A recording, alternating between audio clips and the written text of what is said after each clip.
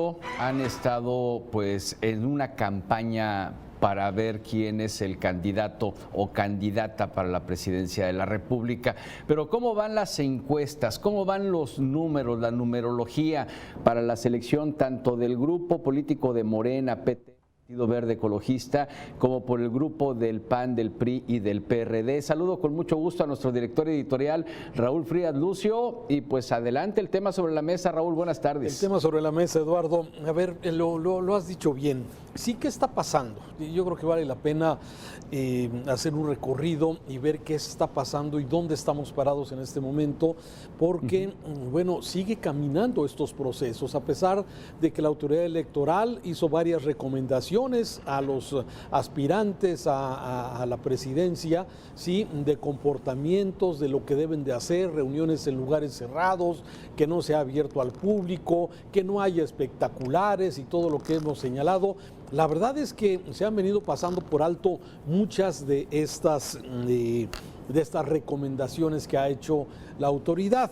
Pero bueno, vamos a los escenarios. ¿Qué está pasando en cada uno de los frentes? Me parece que es importante hacer un recorrido luego de que hoy precisamente se va a dar a conocer, Eduardo, en un ratito más ya, la oficialización de cuántas firmas reunieron los 12 miembros o los que están participando, los 12 que están participando en el Frente Amplio por México, de los cuales, bueno, todo parece indicar con información adelantada que se ha dado a conocer esta tarde, van a ser 7 los que sí van a reunir las firmas correspondientes. El requisito eran 150,000 firmas. Hubo quejas, Eduardo, ya lo viste, hubo quejas de que no se les veía en la calle, de que la plataforma tuvo algún problema, pero ya se adelanta que son Xóchitl Gálvez, Santiago Krill, Beatriz Paredes, Enrique de la Madrid, Silvano Aureoles, Miguel Ángel Mancera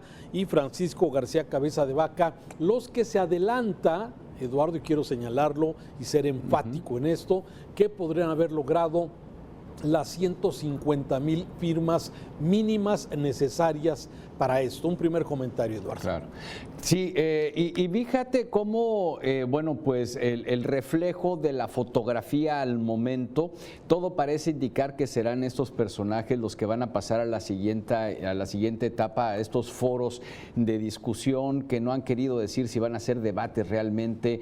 Marco Cortés no quiso hace un par de días asegurar si eran debates, lo ponen como foros. Foro debate. Pero sí, pues es un foro tipo debates, y a ver hasta dónde llegan, pero fíjate cómo se está manejando el tema electoral dentro de este Frente Amplio por México, y llama mucho la atención estos últimos reclamos que se dieron con las salidas incluso de personalidades del PAN, y también con los reclamos de que cómo era posible que de la noche a la mañana se reunieran las firmas.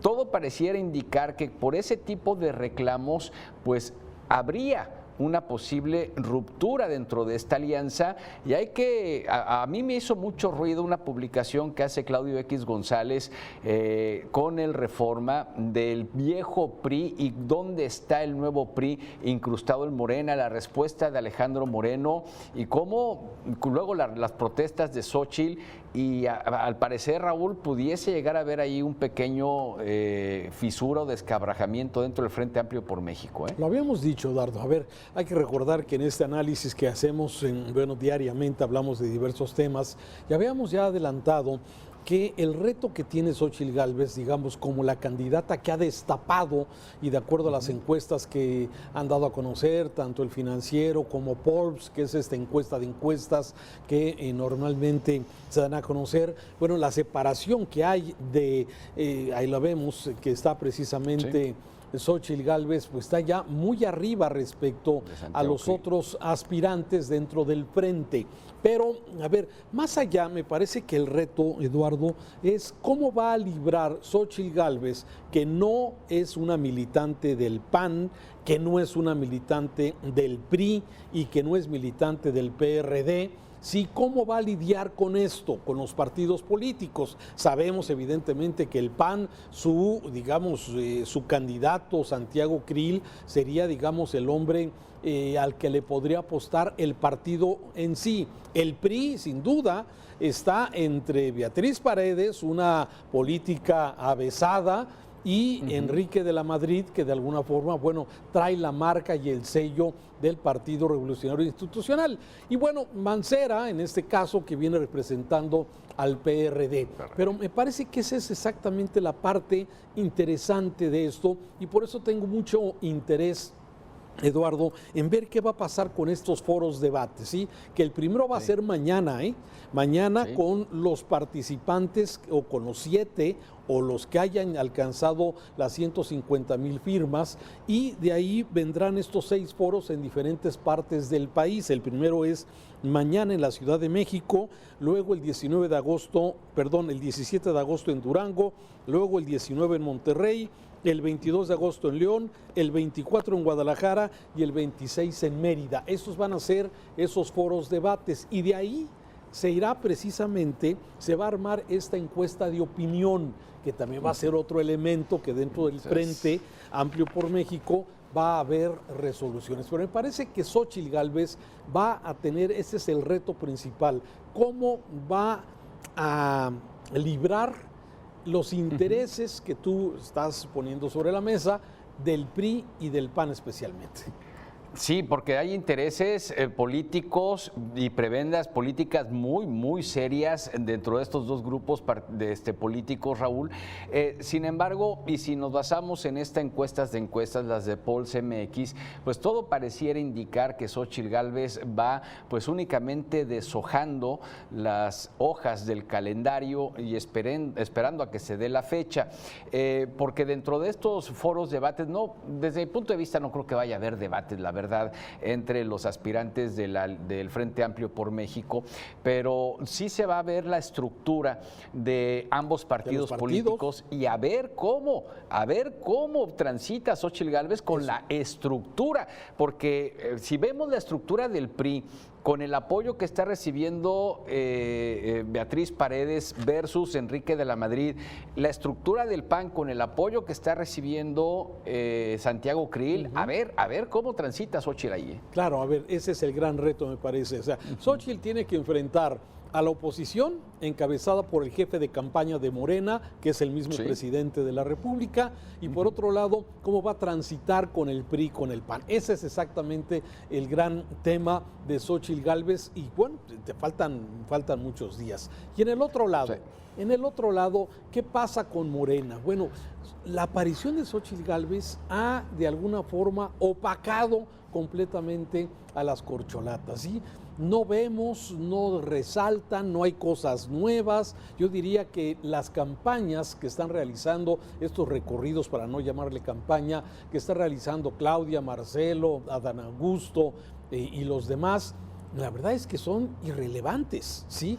No han pasado de alguna forma de estos conflictos que me parece que Marcelo está tratando de diferenciarse y de alguna forma tratar de abarcar y de caminar un poco más en la simpatía de los morenos. Me parece que fíjate que el gran, por llamarle de alguna forma, el gran perdedor con la salida de Xóchitl Gálvez fue precisamente Marcelo. Marcelo era como la alternativa que un sector de la clase media mexicana tenía como una alternativa dentro de los morenos para poder de alguna forma inclinar su preferencia hacia un candidato que se veía pues con más oficio, que ha trabajado, ha gobernado, en fin, pero me parece que al salir Xóchitl Gálvez, me parece que Marcelo se pierde de esa posibilidad, de esa clase media que no encontraba una posibilidad en la oposición y que ahora ya la tiene. No sé cómo observas esto. Sí, de hecho el efecto Xóchitl Gálvez, desde mi punto de vista, le quita a Morena.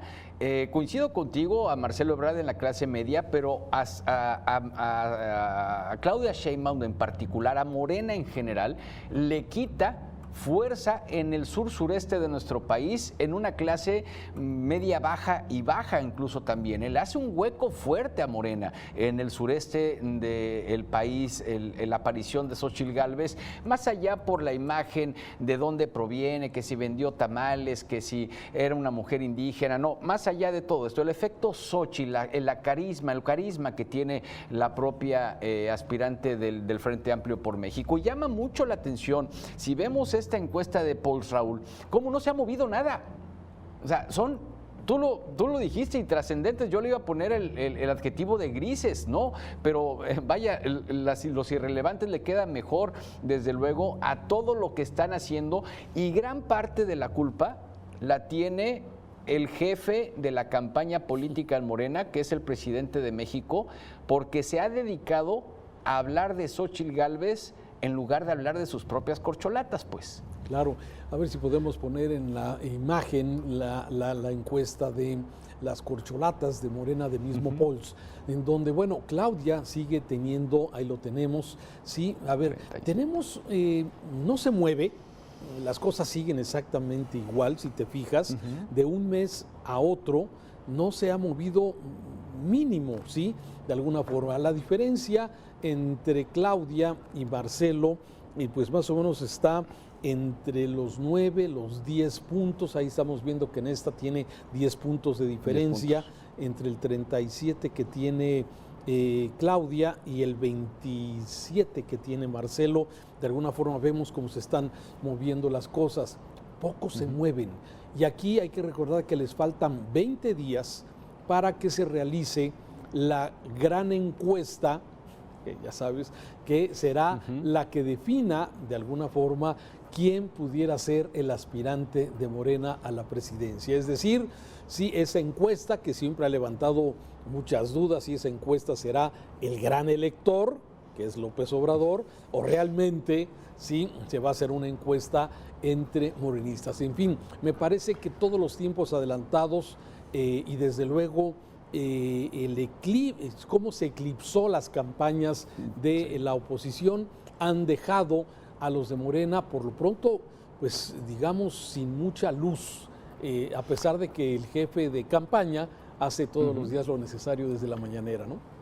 Claro, y ahorita, porque estamos analizando los dos grupos de manera independiente, sigue estando Claudia Sheinbaum en un cara a cara, Claudia Sheinbaum, Xóchitl Gálvez, en una elección inédita en nuestro país, porque serían dos mujeres, es decir, tenemos una amplia posibilidad de que nos gobierne una mujer a partir del próximo año. Sigue estando Claudia Sheinbaum por arriba de Xóchitl Gálvez, sin embargo, uno pareciera, por toda la fuerza del Estado mexicano puesto en la elección de la presidencia para el próximo año, debería estar, vaya, 15, 20 puntos arriba una Claudia Sheinbaum de una Xóchitl Gálvez o de cualquier otro contendiente, y no es así, son más o menos 9, 8 puntos la diferencia, y sin haber una campaña y teniendo toda la fuerza del Estado en la promoción de Claudia Sheinbaum. Hay que ver, creo que falta menos. Estamos con tiempos muy adelantados, pero bueno, va a ser clave, septiembre.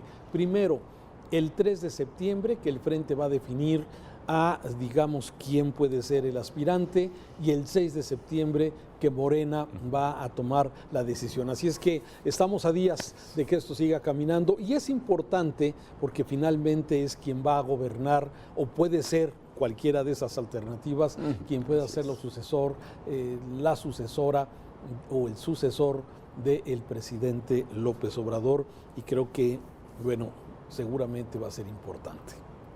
Así es, Raúl. Gracias, muy importante. Eduardo. Vamos a continuar informando, poniendo al día a nuestra audiencia aquí en Mega Noticias.